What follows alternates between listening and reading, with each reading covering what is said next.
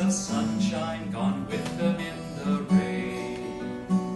The fires at evening said we were brothers. The fires at evening said we were brothers. A soldier I saw weeping beside a dying friend. My officers had said I must hate him till the end. But seeing his grief I knew we were brothers. But seeing his grief I knew we were brothers. A man sat on a doorstep to see the children play. The gentle way he smiled there would charm your fears away. A stranger he, but love made us brothers. A stranger he, but love made us brothers. One day I climbed a mountain with friends of other lands. The words we used were different, but joy one understands. Our gladness in God's world made us brothers. Our gladness in God's world made us brothers. The words and customs vary like waves upon the sea. One life beneath the surface finds everyone to be. Who knows the truth knows all men as brothers. Who knows the truth knows all men as brothers. Then brothers, why endeavor to set ourselves apart? The fences we've been building squeeze tight on our hearts. Come sing the truth that all men are brothers. Come sing the truth that all men are brothers.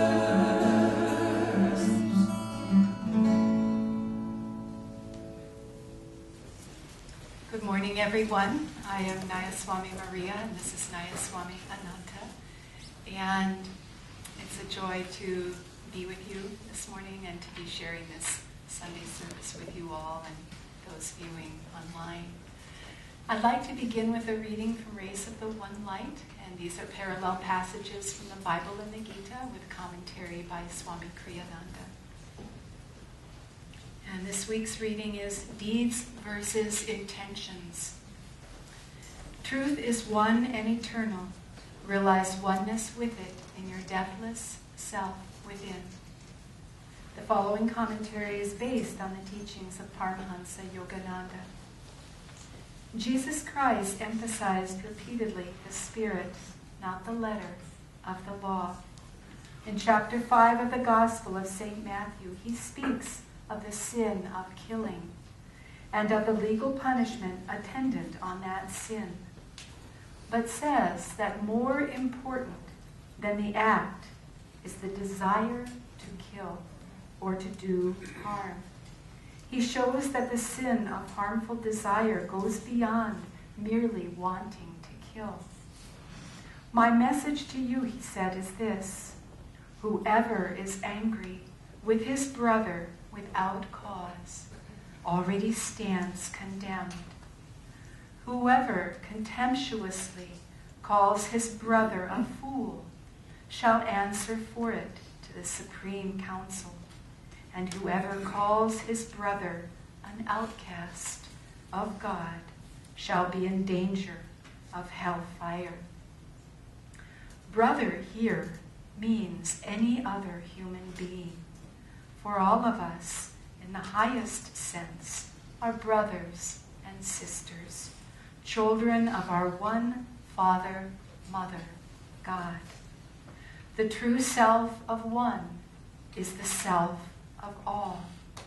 To hurt another is, even if one doesn't realize it, to hurt oneself. Swami Kriyananda in The Path recalls an episode in which the master, Paramahansa Yogananda, revealed his sense of identity even with the plants. One day, Kriyananda wrote, we were moving a delicate but rather heavy tropical plant into position on the hillside. Our handling evidently was too rough, for Master cried out, "Be careful what you are doing. Can't you feel? It's alive." To wish death to anyone, to wish even harm to another creature, is to deny in oneself the reality of that divine life of which all of us are manifestations. It is, in short, to deny the eternal truth proclaimed by the Bhagavad Gita in the 2nd chapter. The self, this self, is never born, nor does it perish. Once existing, it cannot ever cease to be. It is birthless, eternal, changeless, ever itself. It is not slain when the body is slain. Thus, through Holy Scripture, God has spoken to mankind.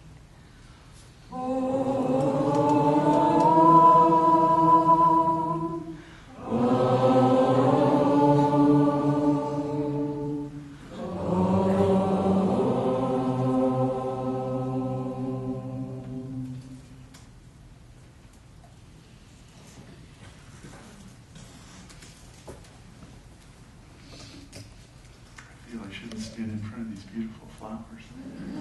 I'm sorry I have to do this. Thank you all for coming and being online, watching online. It's a great blessing to share satsang with people. We'll talk a little bit about intentions and deeds, so you have good deeds today by participating. I'd like to read from Whispers from Eternity. Paramahansa Yogananda wrote this book. This is a prayer, O divine sculptor, chisel thou my life. Every sound that I make, let it have the vibration of thy voice. Every thought that I think, let it be saturated with the consciousness of thy presence. Let every feeling that I have glow with thy love. Let every act of my will be impregnated with thy divine vitality. Let every thought, every expression, every ambition be ornamented by thee. O divine sculptor, chisel thou my life according to thy design.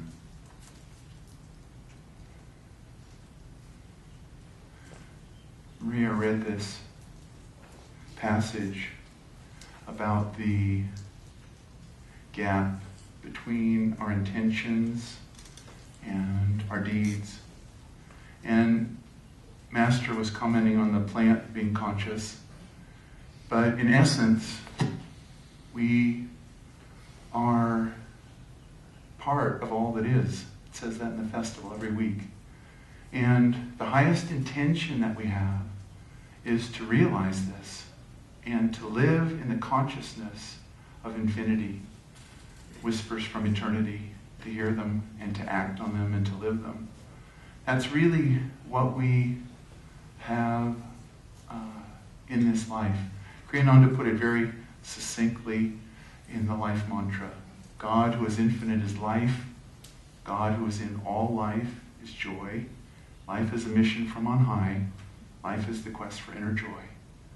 That is, in fact, our intention, is to realize that and to live that reality.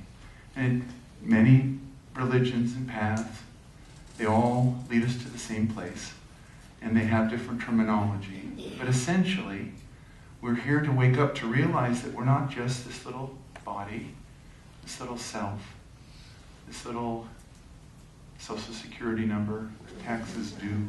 That's not the reality. That's a little teeny part. But in fact, we are a part of all that is. And this is the intention of our lives, is to live that. So we have to act in a way that brings that forward and live that reality so that we can realize that we're everywhere in everything. Paramahansa Yogananda and Swami Kriyananda gave us many examples of meditations that expand our consciousness out into infinity through the galaxies. And these are very useful because the reason that we don't want to be angry with our brother, I don't think we have to worry about killing our brothers in this audience or in this internet, but let's just say maybe thinking about doing harm to someone or a fleeting thought, but nonetheless, the reason that we can't hold that thought is it pulls us into the Maya, into the illusion that we're separate, that we're limited, that we're small, that we're the ego. And we have to keep expanding our consciousness and understanding it is the consciousness that we live with that is moving us towards freedom, towards reality. I'll tell you a little story about myself when I was young. But I was what was called a peace demonstrator. We were in the 1960s, the United States was at war in Vietnam. This is because I found out that a lot of young people don't know anything about this. Anyway, a long time ago, we were at war with Vietnam, and I was part of the protest movement, the peace movement. So we were trying to protest. I think we had good intentions. I really do.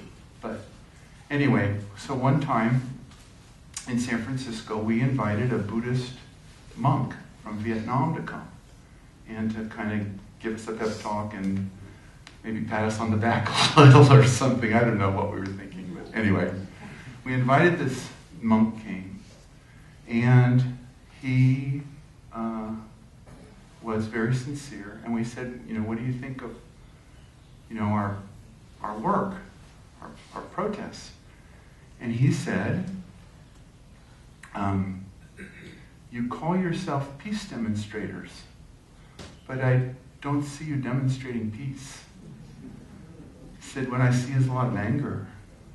And you're yelling at the president, you're yelling at the Congress, you're yelling at the generals. There's a lot of hate. He said, how are we ever going to have peace if we don't have love? And something about that little statement, it rang with me so deeply. I remember my friend telling me this is what he said. And I had read a book by Gandhi. I had, followed Dr. King and admired and respected and, tried to emulate his teachings. But when that monk said that, something clicked inside of me. And I realized it's all about your consciousness. And I knew it was absolutely true. And I had known it. I had noticed it. I was like, wait a minute. Where is peace going to come from? Peace is an aspect of God. It's not going to come from screaming and yelling and burning things and breaking windows and yelling, and that's not going to bring us peace. It's the intention and the deed have to be connected. And I saw our deeds, though well-intentioned, had strayed from our intentions. I needed to turn around. That was the end of my political career. I pushed towards reading books by Buddha, and pretty soon I had the metaphysical meditations of Paramahansa Yogananda. And here we are, 50 years later. So we need to keep an eye on our intentions, and we need to align them with our deeds. And we need to consciously do that. When Swami Kriyananda founded Ananda, the idea was to create an environment where the deeds and the intentions were constantly focused on the search for self-realization. And so, as we started businesses and got the land and fundraised and started the schools, the focus constantly is, how can we manifest this truth? God, who is infinite, is life. God, who is in all life, is joy. Life is a mission from on high. Life is a quest for inner joy. That's it. That's what we're doing. How do we have a market? How do we have businesses? What businesses can we have? How should we do those businesses? How should we run this? How should we do this? That was always the question that he brought us to. I'm so grateful for that, because other communities started out with the intention, but they didn't put the deeds right to the intention closely enough. There was a little less thought about the methodology, and there was more thought of the efficiency or the business principles or this or that. And we still try to follow good business principles, and we do a good job, really. But the primary goal is self-realization. That's our intention. That's what we're after. So how do we do that? Well, we have to spread this into every aspect of our lives. And no matter what we do tomorrow morning or even after this service, we have to align it with that intention of self-realization. We have to let it be something that allows us to see God in all life, in all joy. And each of us has our own karma, our own job, our own teenage children, our own test results on Monday, whatever it is.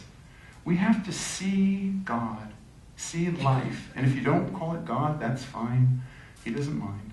You can call it the Buddha nature or the Great Spirit or the magic, or he doesn't care what you call him. But connect with that life and make that life part of it and see everything that you're doing as part of that life. Whether that's going to work in the morning. Oh, before you went to work, you meditated. Oh, good. Then you had your breakfast. Where'd the breakfast come from? It came from God. It came from some plants. Plants gave up the oats gave up their life so you could have multiple meal. It's good. Fruit coming from God freely. Just go and pick it. No work involved. It's very easy. But then you go to work. What do you do for work? You're serving God. You're trying to wake up. No matter what you do as a job, you need a paradigm. We all need a paradigm that puts life shining as consciousness through this activity, through this deed. That's what you do, and then it's how you do it. I don't care what it is. Build houses, fix cars, plant, run your computer, get rid of your malware. It's all God. It's all light. We need to be in that consciousness, and you need to construct it for yourself, because I don't know what you do for a living. You need to construct it so that God, life, love, peace is shining through. And each day's activity and deeds help you to move towards that consciousness. I would recommend that you meditate each day. It's a conscious practice that allows you to see without the illusion that the love of God is shining in all life. Your physical life, your emotional life, everything. It's all God. There's another aspect to this, and it's a story I'll tell that is from India. But there was a hunter. He hunted birds. He hunted the birds, took them to the market, he sold them, he got money. That's how he made his living. And he would go down to the river every day, and there was a holy man there. And he would see the holy man, and he noticed that the birds weren't afraid of the holy man. They would go land by the holy man, they would drink water right next to him. Sometimes he saw the birds land on the holy man. He thought, this could be good. Why don't I start to look like that holy man? And so I could learn this. He does some chants, I could learn the chants. He's got an ochre robe, a little dhoti. I can do that. I can dye my dhoti ochre. That's good. I can go there. He's got some singing, he's got some beads. You need some big Rudraksha beads to be a holy man. That's good. And he went there, and he had some gesture, om, om, om, something like that. The hunter learned it. So the hunter started doing it. And he started to act like the holy man. Well, two things happened. One, the birds did come closer. Two, he didn't want to kill the birds anymore. Why did I want to kill the birds? Birds are part of me, part of life. So the consciousness changed, the intention changed because of the deeds. This is the other approach we can take. If you're not enthusiastic, act enthusiastic. Method acting, right? You can take lessons from David Key. Pretend that you're enthusiastic about that new assignment at work. Pretend you want to do that homework at tonight after school. Oh boy, I get to study all these trigonometry books. That's wonderful. But do it. Play with it. It's fun.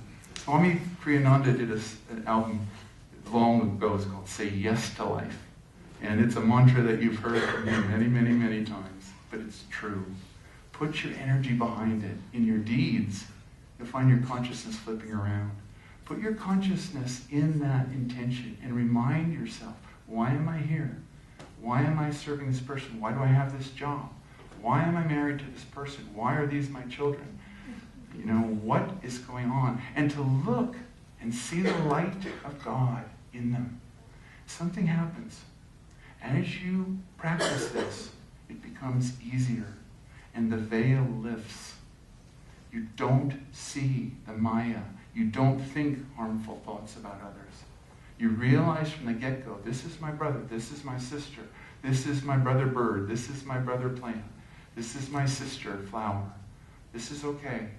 And the consciousness becomes more consistent. This is the state of the Master. This is the state of the Buddha and the Christ. They saw everything as its highest potential because the Maya didn't really get them. They didn't really see the personality or I don't like Republicans or, I hate Dodger fans or whatever it is. But they see through it and they see, the Master saw just light all the time. You will find that if you practice this, you see light in other beings more and more.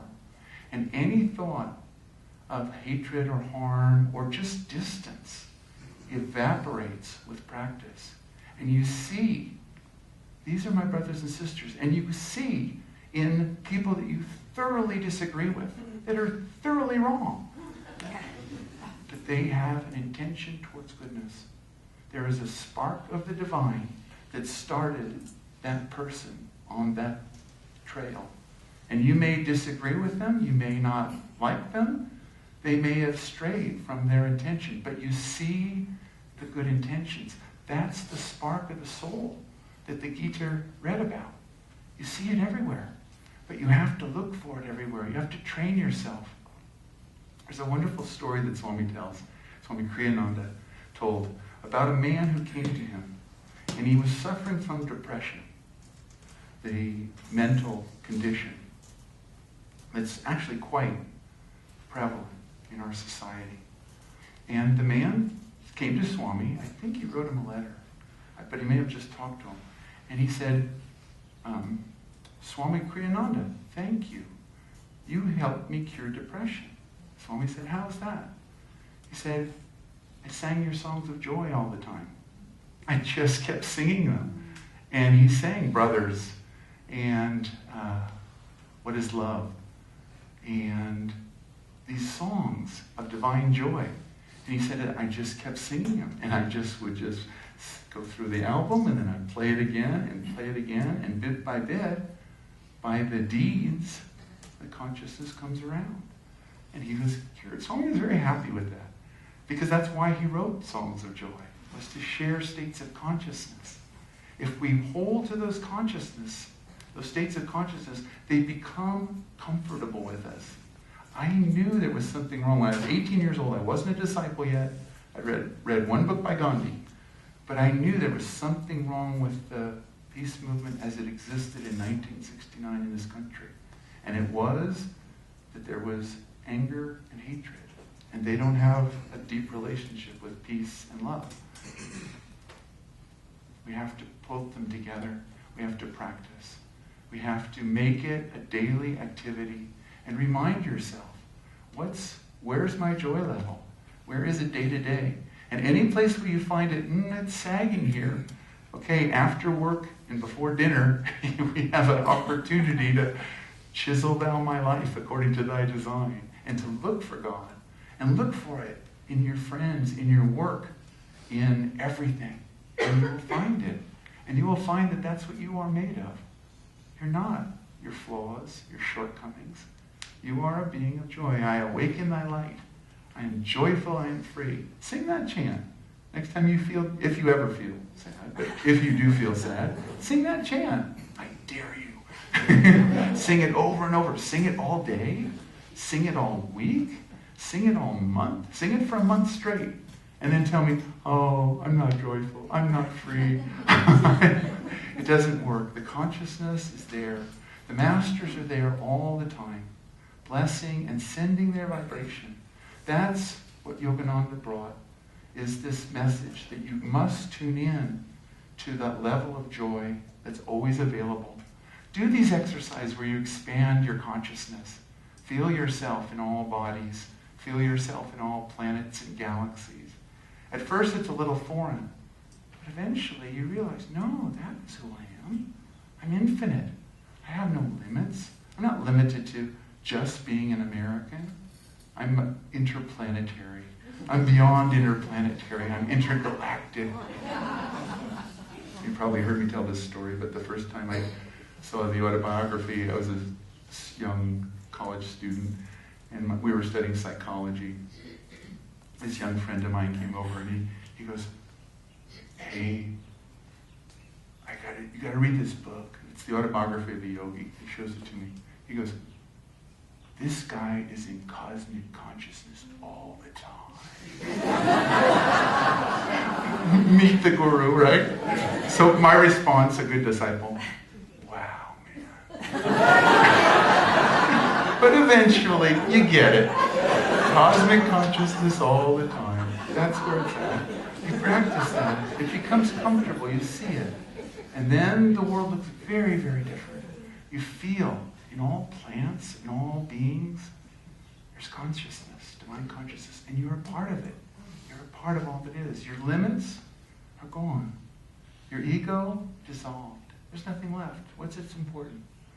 I'd like to close with a very brief and very succinct quote from Swami Yogananda before he became a Paramahansa. This is a letter he wrote to Raja C. Janakananda, 1936.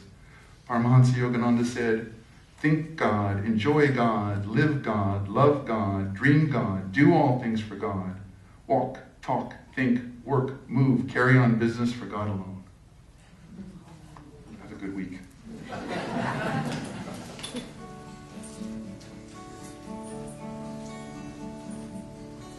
Life is a dream, time like a stream, carries our burdens away.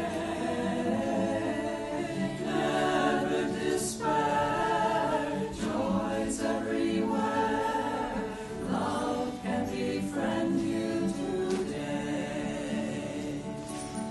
Free from all care, like birds on the air, soar above grace and worry, seek joy and be